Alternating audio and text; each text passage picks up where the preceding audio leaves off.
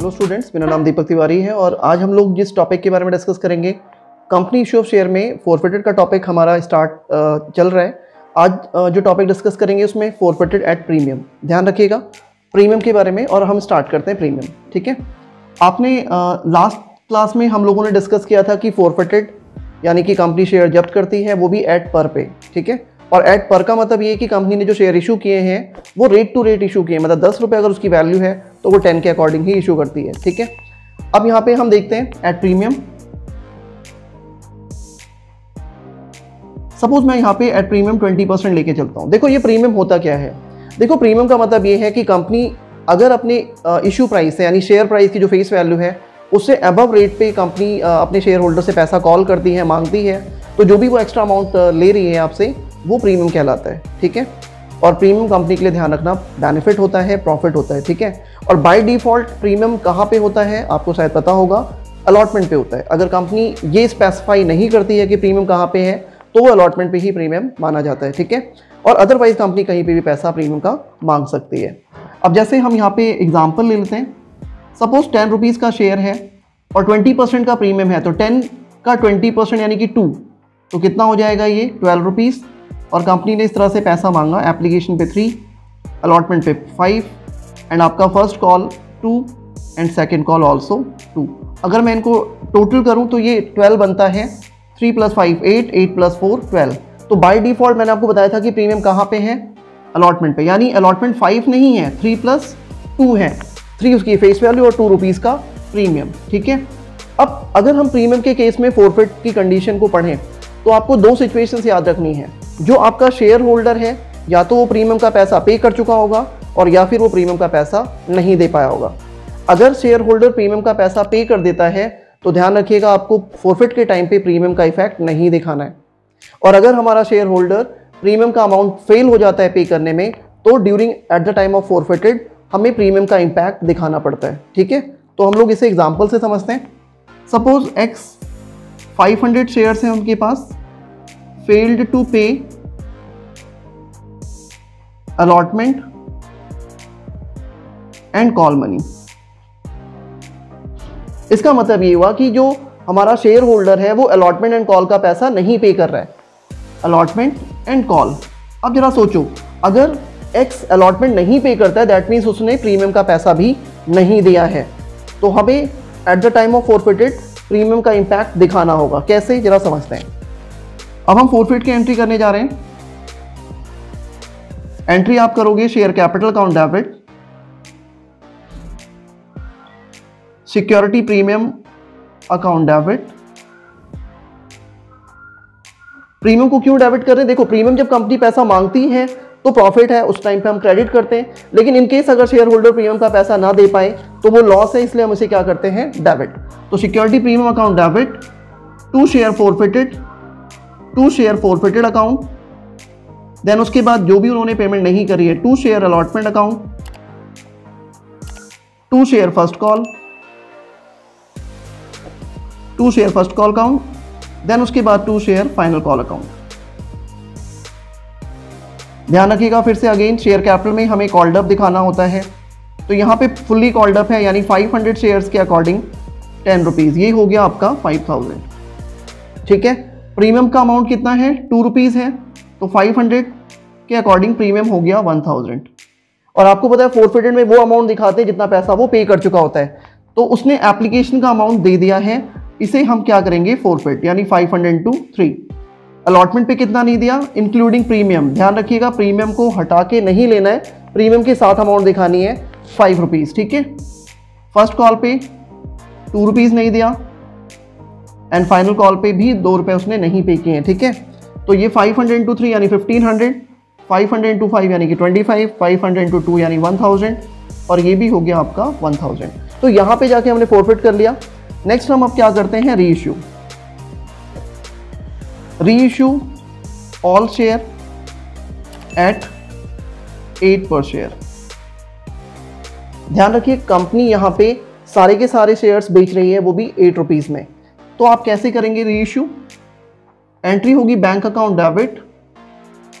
और हाँ, अगर आप 10 रुपए का शेयर 8 रुपीज़ में सेल कर रहे हैं तो आपको लॉस कितने का हो रहा है, 2 रुपीज़ का। और एट द टाइम ऑफ री इशू जो भी लॉस होता है हम उसे फॉरफिट के नाम से दिखाते हैं। तो एंट्री हो जाएगी यहाँ पे share forfeited account debit to share capital. यहाँ पे आप दिखाएंगे टू शेयर कैपिटल अकाउंट।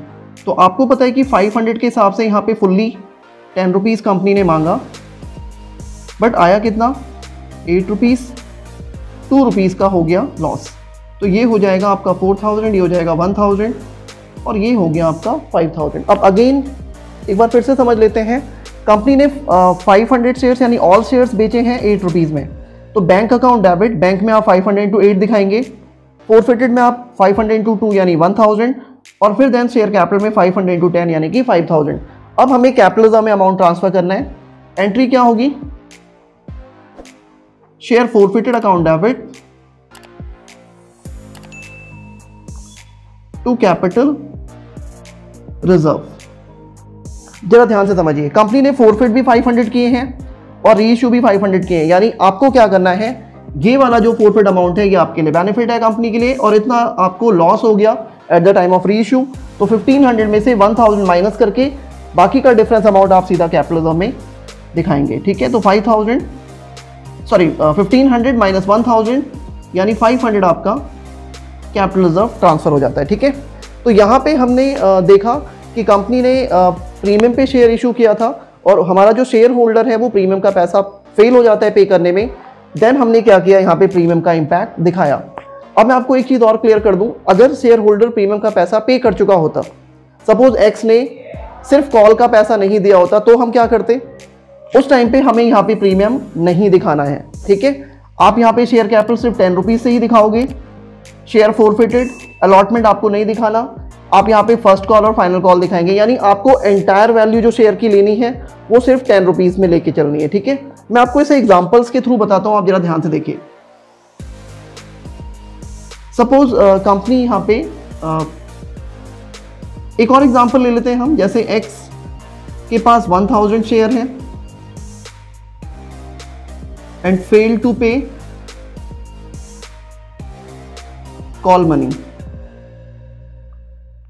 यहां पे जो शेयर होल्डर है वो सिर्फ कॉल का पैसा नहीं पे कर रहा है, ध्यान रखना, हम अगेन इसी क्वेश्चन को ही लेके चल रहे हैं। ठीक है, इस बार शेयर होल्डर हमारा कॉल का पैसा नहीं पे कर रहा है, बाकी ये अमाउंट वो पे कर चुका है। ठीक है, तो 1000 शेयर्स हैं, फेल टू पे कॉल मनी। अब आप कैसे करेंगे फॉरफिट, बिल्कुल ध्यान से समझना। देखो, एंट्री होगी शेयर कैपिटल अकाउंट डेबिट, हमें प्रीमियम नहीं दिखाना है क्योंकि शेयर होल्डर प्रीमियम दे चुका है। ठीक है, तो आप यहां पे क्या करेंगे, to share forfeited account to share first call account and to share final call.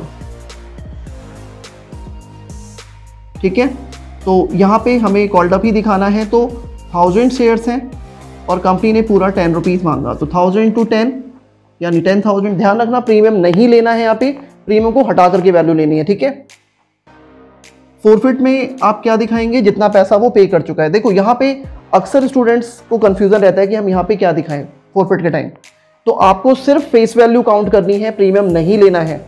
आप सोचो 2 + 2 4 रुपीज़ शेयर होल्डर ने नहीं दिए, तो 10 में से दिए कितने होंगे, 10 में से 4 माइनस कर दो, यानी कि 6 रुपीज़ दिए होंगे। तो आपको क्या करना है, एप्लीकेशन का 3 और अलॉटमेंट का 3, फेस वैल्यू 6 रुपीज़, ये आपको फॉरफिट में दिखाना है। तो 1000 टू 6 यानी कि 6000। इसके बाद आपको पता है कि फर्स्ट कॉल पे उन्होंने 2 रुपीज़ नहीं पे किए और फाइनल कॉल पे भी 2 रुपीज़ नहीं पे किए हैं, तो ये 2000 और ये भी आपका 2000। तो यहाँ पे जाके आपने फॉरफिट की एंट्री की। अगेन हम री इशू करते हैं, यहाँ पे मैं कुछ चीज़ें ऐड कर रहा हूँ, थोड़ा ध्यान से समझना। अगर कंपनी यहाँ पे सारे के सारे शेयर्स नहीं बेचती है, सारे के सारे शेयर री इशू नहीं करती है, तो क्या करेंगे आप, out of 600 share reissued at 8 per share. जरा सोचो, 1000 शेयर्स कंपनी ने फॉरफिट किए थे, लेकिन कंपनी रीइश्यू कितने कर रही है, ओनली 600 शेयर्स, मतलब सारे शेयर्स उन्होंने नहीं बेचे, ओनली 600 शेयर्स। कितने रुपए में, 8 रुपीज़ में। अब आप क्या करेंगे, लॉस तो आपको 2 रुपए का हो रहा है, आप दिखाएंगे कैसे। एंट्री होगी आपकी bank account debit share forfeited debit to share capital account. आपको पता है 600 के अकॉर्डिंग आना तो 10 चाहिए, 600 के अकॉर्डिंग आया कितना 8, यानी ये 4800 हो गया, ये आपका 6000 हो गया, और फोरफिट में दिखाएंगे आप 2 रुपीज़, तो ये हो जाएगा आपका 1200। अब हमें कैपिटल रिजर्व में ट्रांसफर करना है, तो हम क्या करें, एंट्री पास कर लेते हैं, शेयर फोरफिटेड अकाउंट डेबिट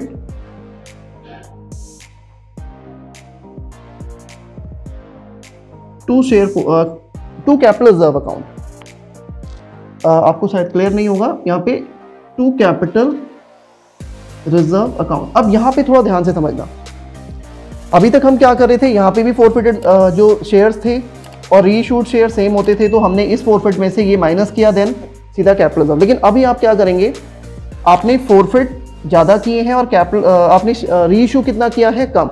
तो इस टाइम पे आपको क्या करना होगा, ऊपर भी हमें रीइश्यूड शेयर के बराबर वैल्यू निकालनी होगी, मतलब जितने शेयर हमने रीइश्यू किए हैं उतने ही शेयर्स का हमें फोरफिटेड अमाउंट पहले से पता करना होगा। तो यहाँ पे एक हल्का सा वर्किंग नोट बनाएंगे छोटा सा आप, और आपको क्या करना है, फोरफिटेड अमाउंट ऑफ 600 शेयर्स। आपको 600 शेयर्स की फोरफिटेड अमाउंट चाहिए। तो जरा सोचो, ये जो 6000 अमाउंट है, 6000 अमाउंट ऊपर अपॉन में 1000, क्योंकि जरा सोचो अगर ये 6000 जो शेयर अमाउंट है वो 1000 शेयर की अमाउंट है, तो एक शेयर की अमाउंट कितनी होगी, तो 6000 अपॉन में 1000 इनटू कितने शेयर्स का आपको कैलकुलेट करना है, 600 शेयर्स का। तो आप इसे 600 से मल्टीप्लाई करेंगे, अब इसे कैंसिल कर लो, ये हो जाएगा आपका 3600। इसका मतलब ये हुआ कि यहाँ पे 600 शेयर का अमाउंट 3600 होगा, और जिसमें से एडजस्ट कितना हो गया है 1200। तो हम क्या करेंगे, 3600 में से 1200 को माइनस करेंगे, आपका 2400 कैपिटल रिजर्व हो जाएगा। आपको फिर से मैं बता दूं, कंफ्यूज नहीं होना है। आपको क्या करना है, आपने कम शेयर रीइश्यू किए हैं तो उतने ही शेयर का अमाउंट आपको ऊपर कैलकुलेट करना है। उसके लिए आप क्या करोगे, जो भी ये अमाउंट है 6000, ये 1000 शेयर का अमाउंट है, तो पहले 1 शेयर का अमाउंट निकालो, यानी 6000 अपॉन में 1000, तो एक शेयर का अमाउंट आएगा, उसको 600 से मल्टीप्लाई किया। 600 वो शेयर्स हैं जो कंपनी रीइश्यू कर रही है, तो ये बनता कितना है 3600। तो यहाँ पे 3600 है, एडजस्ट कितना हो गया 1200, तो 36 माइनस 1200 यानी कि 2400 आप यहाँ पे कैपिटल रिजर्व में ट्रांसफर करेंगे। मैं आपको इसका एक फॉर्मूला लिख देता हूँ, आप ध्यान से समझ जाएंगे। तो यहाँ पे आप ये समझिए कि forfeited amount divide by forfeited share into reissued share, ठीक है। तो जितने भी फोरफिटेड अमाउंट है, यानी दैट मीन्स दिस, और जितने भी फोरफिटेड शेयर है यानी कि 1000 इनटू रीइश्यूड शेयर यानी कि 600। तो यहाँ से जो भी स्पेसिफिक अमाउंट आएगा उसमें से आप अपना रीइश्यू के टाइम पे जो फोरफिटेड अमाउंट है वो माइनस करके बाकी का अमाउंट कैपिटल रिजर्व में ट्रांसफर करेंगे, ठीक है। बहुत इंपॉर्टेंट टॉपिक है, आपको अच्छे से प्रिपेयर करना है। तो आई होप आपको क्लियर हो गया होगा यहाँ पे। तो आज के लिए इतना ही, और आप इसे बहुत अच्छे से प्रिपेयर करना। आपको प्रोराटा के क्वेश्चंस में ये काफ़ी हेल्प करेंगे, क्योंकि विदाउट फोरफिटेड आप प्रोराटा नहीं कर सकते। तो यहाँ पे कॉन्सेप्ट अगर आपका अच्छा होगा तो आगे आप और अच्छा कर पाएंगे, ठीक है। Okay, thank you very much.